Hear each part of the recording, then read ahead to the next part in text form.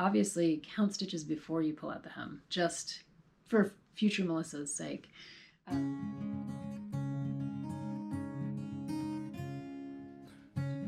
Hey everyone, I'm Melissa from Knitting the Stash, and this is episode 167 in the series. Welcome back to the yarn room. It's lovely to see all of you. We're calling this one X-treme knitting. I can't help it with a good pun. I'm an English person, right? You know, there you go. That's what you have. We have the stream pullover, so it's the X-treme episode. Because I've also been knitting with 2 strands of mohair, held double on the sleeves, with magic loop, which wasn't working anyway. It's been some serious extreme knitting for real. So we'll talk about that. I also have a little update on my Sun Conure and tons of Destash, a little Destash preview for you all, because I really went through my stuff this last week and decided on 4 bins of Destash. So there's fiber, there's yarn, there's all that good stuff. If you are watching right now and you're like, I need to go check it out, over on knittingthestash.com, there is a little more button at the top of the menu. If you hit that little more button, you'll see Destash pop up. That's where my personal Destash is. So if you're just dying to go check it out while you're watching, that's where it is. I'll give you a little preview on here just in case you wanted to see some of the yarn and fiber in person. So yeah, it has been a few weeks since I've been up here in the yarn room podcasting, because we went to Rhinebeck. Was it last weekend? I think it was last weekend. I'm not going to do a Rhinebeck episode, sorry. There are plenty of other Rhinebeck episodes out there in the world, and I think they're fun and wonderful if you're into that kind of thing. Spencer and I went. We had a fun time. We basically, it's outdoors. It was a beautiful day. We didn't buy anything. I know. Weird, right? That was my goal, though. I really didn't, as the destashing, see? Like, I didn't need anything. So I'm really trying to get that yarn stash down. It's like a goal. So I'm trying not to buy anything new that I don't need. You all know this is really tricky. Anyway, didn't buy anything at Rhinebeck. Had a good time, watched the sheepdog, saw all the people, saw the guilds, saw the, textile, fiber shed projects, met Erica, who did all the designs for Shorn. We sat on the hill. It was just like a fun time. We enjoyed going out there. I'm gonna have a kind of like knitting unpopular opinion. I kind of like Wisconsin a little better than Rhinebeck. I know, don't send me evil eyes through the screen, but I think I liked Wisconsin a little better than Rhinebeck. I'm curious now to check out Maryland, and I think there's a Black Sheep Wool Gathering or something like that out in Oregon. There are tons of these festivals. Erica was telling me about Vermont and New England Fiber Festival. So I think I'm a fan of the Midwestern Fiber Festival and or the smaller Fiber Festival. So yeah, maybe I'm not alone in this, but yeah, I don't think we're going back to Rhinebeck anytime soon. It was super fun to go the one time and have the experience, and then yeah, but that's my Rhinebeck experience. There you go. There's no photo reel, there's no fancy merchandise to show you. It was just kind of like the experience of going, and it was fun to see all the people dressed up in their sweaters. The young kids, there were some really awesome young kids who were knitting while they were walking around in their handmade sweaters. It was clear that like the mom wasn't necessarily the knitter or the dad, it was like the kid, and that was just so cool. So yeah, Rhinebeck was fun. Not going to do it again anytime soon. But I hope those of you who went to Rhinebeck had a great time and got lots of stuff and did whatever it is that you wanted to do out there at the festival. It's always nice to catch up with other fiber enthusiasts and kind of be in that space of like other people who are doing the same kinds of stuff that you're doing. So that's really cool. And what else do I usually tell you at the beginning? I tell you where to find me. So if you are new, welcome. You can find me over at knittingthestash.com, which I already alluded to with the Destash mention.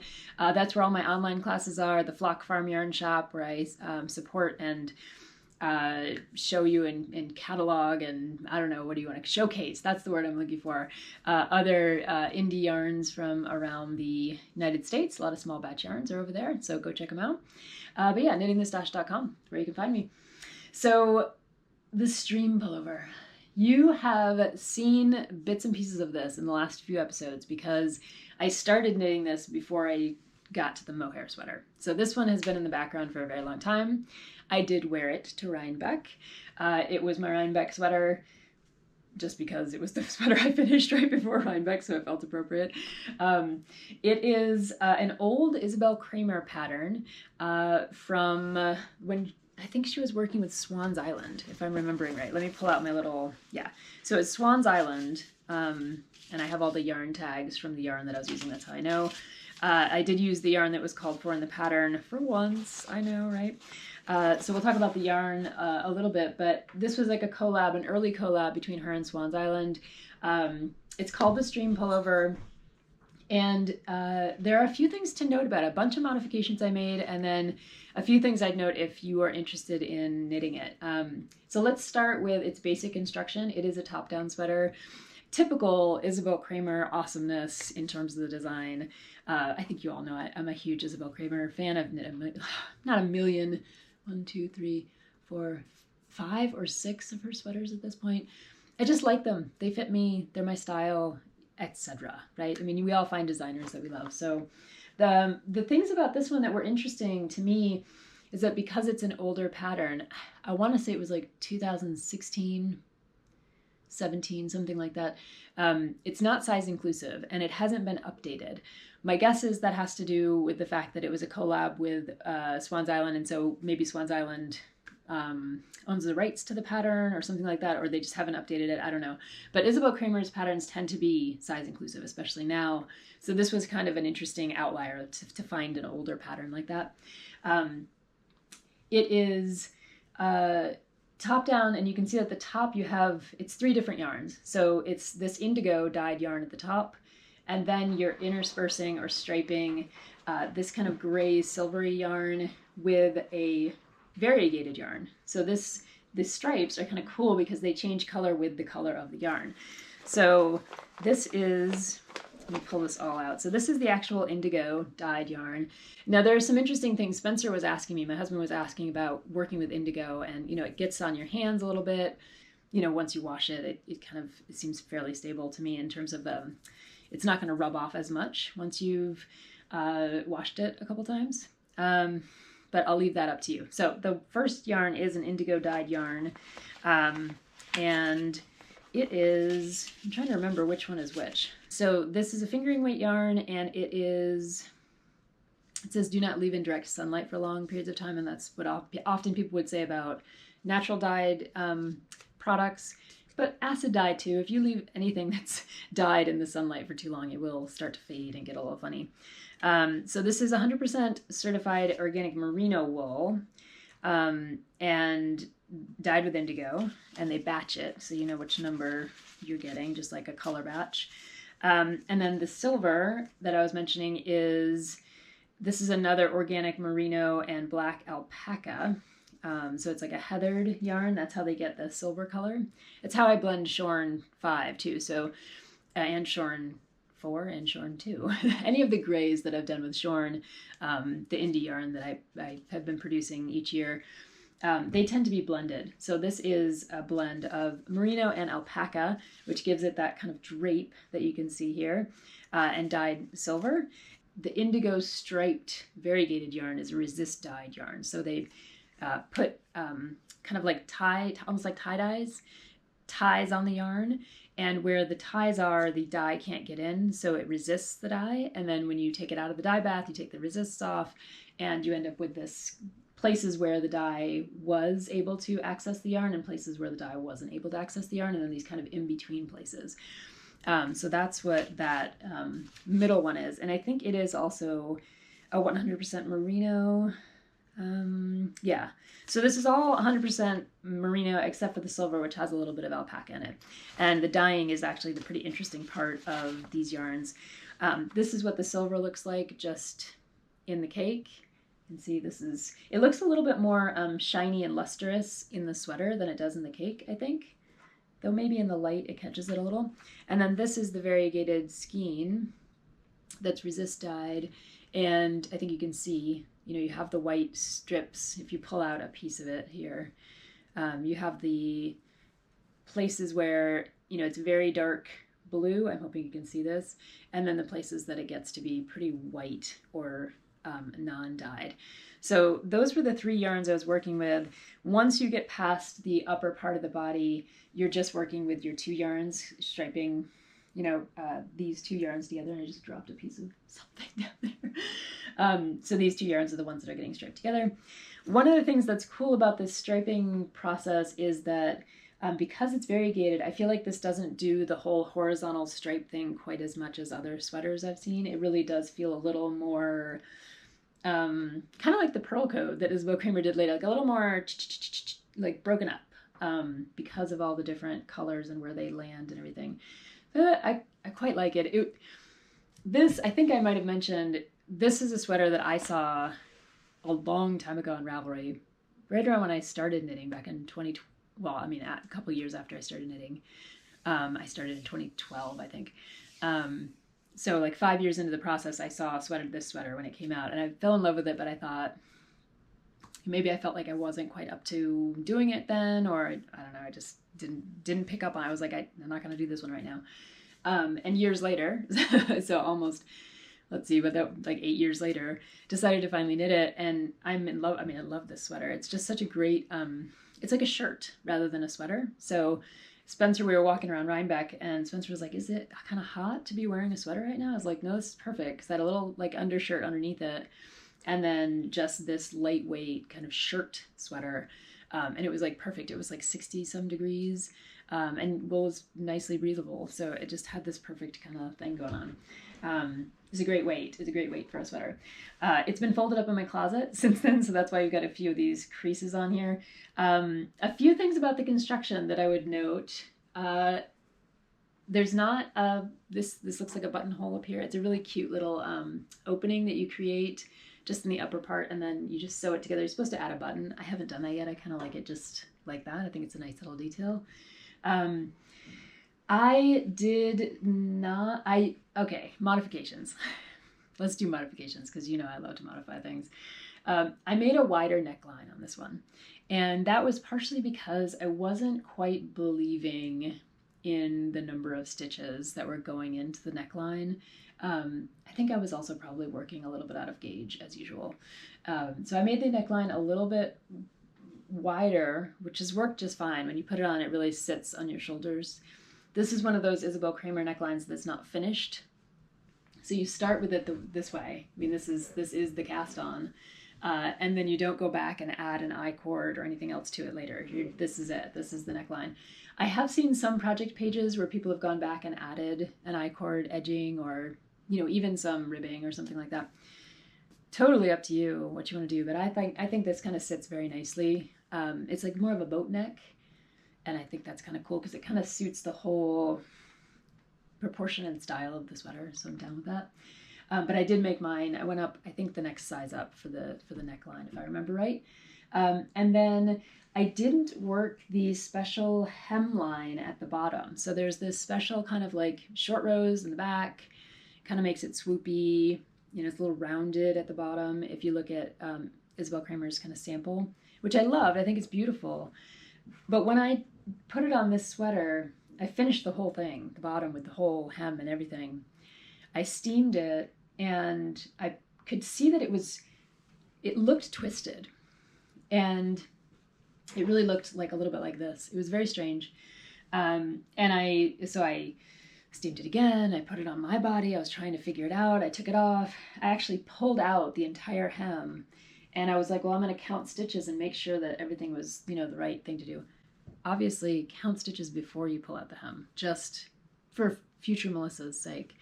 But I did it in the opposite order. So I counted stitches, and I did have the right amount of stitches. It wasn't twisted in the end. It looked like it was totally twisted. And it took me a minute, and I talked to my spinning group on Wednesday, and they were like, you know what? Is that a singles yarn? And I was like, it's not a singles yarn. It's a plied yarn. It is this is a 3-ply. This guy is a 3-ply, I think. So it should be a fairly balanced. This is actually a 4-ply. This is a 4-ply. So they should be fairly balanced yarns. And my group was like thinking, well, is it biasing? And I think that's what actually happened. It biased for whatever reason, even though these aren't singles yarns. So singles yarns, if you're using them, they can really bias, and that's one of the things about knitting sweaters out of singles yarns that people, I talked about this in an episode long time ago. Some people are hesitant to knit sweaters out of yarn that isn't plied because then the yarn itself isn't balanced, and when you knit a sweater, like a bigger piece of fabric, it can just start to bias on itself. And for some reason, I think that's just what happened with this sweater.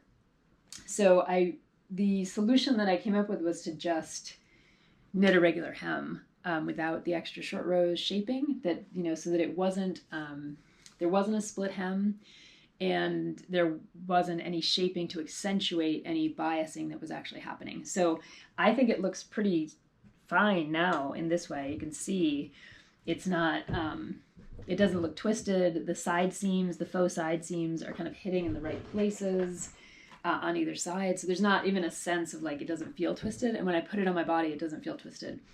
So I'm glad I went back and made that change. I really just, I would love to know anybody else's opinion on this, because I mean, these are plied yarns. They shouldn't have a certain kind of bias to it. Maybe the striping had something to do with it, but I've knit other striped sweaters like this and they didn't bias. So I don't know what was going on there, but this was the solution. Just go straight down, don't split the hem, and don't do any shaping. That way, if there is any bias, it's not drawing attention to it, so that you don't see like the split hem coming around the front on one side and around the back on the other. Very weird, very weird. Good solution though, worked out just fine. And then I also ended up needing to, I'll show you the armpits here. There's a little bit of a tricky thing because I decided to do a provisional cast on for the underarm, and it was at a moment when we were doing a stripe. So I ended up with 4 rows of striping right under the arm, which I'm not like super happy about, but you know, that's how it worked out. It doesn't look bad. I think it looks fine, but you know, that's what it is, what it is. And I ended up doing a lot more decreases than were called for in the pattern. So the sleeves were full of just my little safety pin markers all the way down. And you can actually see that, I think here. You can see that there were decreases, you know, every 3/4 of an inch almost, just to even get down to this size. Part of this was because I did have a few extra stitches. I did add extra stitches to the underarm, and then I added some extra stitches to make the sleeves work for my arms. So I did need to get rid of a few more stitches than maybe Isabell Kraemer would have called for in the pattern.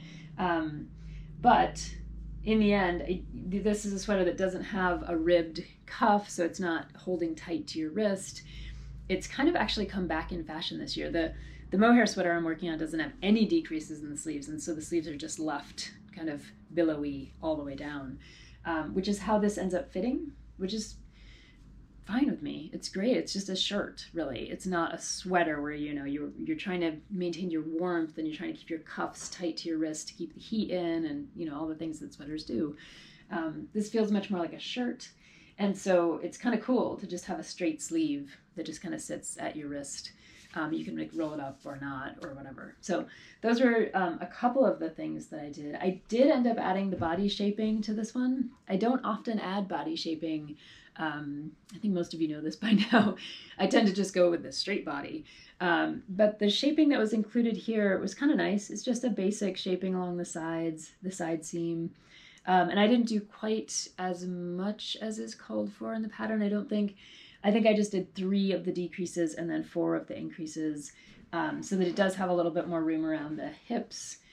You know, it's one of those things that I think I learned from Albina McLaughlin's patterns and from talking to her. There's something nice about having a little bit more flow around the hips as opposed to having it be tight in certain patterns. So yeah, it's not quite A-line, it's not quite hourglass, it's just a slight shaping in and then back out, and I think it sits pretty nicely. Yeah. So that is the Stream Pullover by Isabell Kraemer. I highly recommend it. Really fun to knit. Not super fast knit because it is in fingering weight yarn, but a very fun knit, and I think it came out really lovely. I'm kind of psyched about the look of it and the stripes and everything. So yeah, very happy with this one. Took a while because Mohair came into the picture. So on the extreme side of knitting, I wanted to talk to you a little bit about knitting with 2 strands of mohair held together. I've been wearing a sweater around the last week or so that's a fingering weight yarn held with a mohair. Wonderful sweater. Love it. Great. And in the end, I think I will like this one. This is the ooh and ah moment of the mohair sweater. Colorwork, all over colorwork. It's fuzzy, it's pretty, it's really kind of cute. But you can imagine that holding mohair double, like together, you can see it kind of coming out of the bag.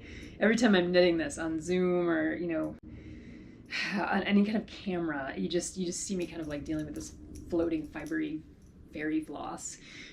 So yeah, it's been that part of it's been a little bit of a nightmare. But it's producing a beautiful sweater. It's going to be really warm. And I'm happy about that. I'm working in the round in the body with my regular interchangeable needles, magic loop if I needed it. It was great, large circumference. Bring in the sleeve and double mohair with colorwork, and you really just want to, you begin to have some murderous thoughts, I think. So I've been trying a bunch of different ways to deal with the yarn management of the sleeve. And this is the extreme knitting portion, because if you're knitting with 2 strands of mohair, like mohair held double, and you're just knitting one color, that's extreme enough. Then you add your second color and your cake management, and then you add your third color, because some of these sections require basically, you know, you're carrying up the silver past the black to get to the next silver section rather than having to cut all the ends. There are already a lot of ends in here. So when you add that dynamic, and then you add magic loop, and then you add spinning around a sleeve, you can only imagine. The people I've been knitting with, like in public or on Zoom, have just seen me kind of like go into a very dark place about this sleeve. So I found a solution, right? Not to go full dark shadow here. It is Halloween today when I'm filming, but we're not going to go full, you know, ghouls and goblins on this. My solution was to take a page or a needle from the Addi tips. Let's see, what are they called? The Addi Flex. I think I have the container in here once I yarn manage myself into the actual bag. Yeah, okay. So sometimes with sleeves or smaller circumference things, I'll use the Addi Flex Flips, which is a set of 3 needles that are basically like double pointed needles, but they've got that flexibility in the center, right? We were talking about needles on the Saturday Zoom, and this is one of the needles that I like to use. Traditional double points, not a huge fan if I don't have to use them, but these I like because they do have some flexibility to them. So these come in a set of 3, and I've tried them, the set of 3, and I've just found it wasn't enough to have the 3, because what I ended up with was 2 short needles, kind of like these, but with much shorter. 2 short needles, and then a third needle trying to make its way around. Plus this. It's not working. And this was already after Magic Loop, was not working. So I fashioned my own, I think you can see this. I took my Addi interchangeable sets, I have a couple of them, and I fashioned my own Addi flip set, which is to say it's a very short cord in between. These are size 4 needles on one side, and the same on the other side, a short cord with Addi needles on the other side. So they're basically like equivalent to the idea of the Addi Flex, you know, it's like a double pointed needle with a little bit of flex in the middle. And then I took one of the Addi Flex needles and attached a hair rubber band to the one end.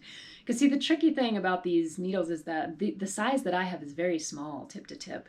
So it can't quite handle the number of stitches in this sleeve all the way around. If you divide it into thirds or even halves like this, it's not long enough to actually handle the mohair. So one of the problems I was having was like, okay, now I'm not working with Magic Loop, but the stitches are falling off the end of the shorter needle. So let's just, I mean, we're not going to go back to that horror place. Okay, we're not going to go back to the shadows. This is the solution. So 2 longer flexi flips that are homemade, DIY, plus one of the official flexi flips with you could put a needle stopper on the end. I found this little hair rubber band works just fine because I can switch it from side to side. And so what I'm doing is basically, I'm going to flip this around this way. I can't even do this on camera. That's why I'm showing it to you this way. I'll get the colorwork, the setup for my colorwork going, and I do two-handed colorwork. So I knit Continental on one side and English on the other, and I'll take the one that has a little rubber band, whichever one I'm going into. But if it has a rubber band, that end stays down here. And I will do my knitting onto this one and just keep moving around so that the yarn is always on 2 needles. I love it when it's on the long ones like this. This is safer, but this with the rubber band can handle it when I add that third, when I do one round, and this is the one that's in there and I pull one of these needles out, right? We're changing as we go. So if any of you find yourself in the position of knitting mohair held double color work and you're looking for like, what's the solution? And your magic loop isn't working because it's adding this extra layer of stuff getting in your way, this might be a trick for you. Making your own Addy flex flippies, which are basically the double pointed needles, and then adding in, if I had a third set of Addies, I would just make a third one of these, and you probably could with a needle that was a slightly different size or something, but anyway, that's the solution I came up with for my extreme knitting. It has been a little bit of a chore to work on these sleeves, but with this new solution, which I think I just found 2 nights ago, I was actually reinvigorated to go back to the sweater. At dinner time, I was sitting there and I was like, oh, knitting tonight, that'll be fun. And then I was like, it will be fun because I figured it out, like how to do this mohair without just wanting to maim my own sweater. So there you go. One more shot of the pretty at the end because there you go. This is your tax, your sweater tax. The body's all finished all the way down to the ribbing at the bottom. This sleeve is about, I think, 3 inches away from being finished. And then I just have one more sleeve to go. All right, at the end here, I do want to give you an update on my Conure. Those of you who have been following along for a little while know that I've been doing some needle felting. This is the Sun Conure from a kit that Megan Neds of the Woolen Wagon put together. His tail feathers are getting a little turned around. I just put on I think you haven't seen him with his outer merino coat, which I did, all color coded. Not the back of his body, but this front, like his face and his main body has this little coating. It looks like little feathers. He had to get a haircut as I was doing it. It was really quite fun. And then I've finished his tail feathers now. The tail feathers have a wire in them to try to keep them a little bit straighter. But that part was very difficult.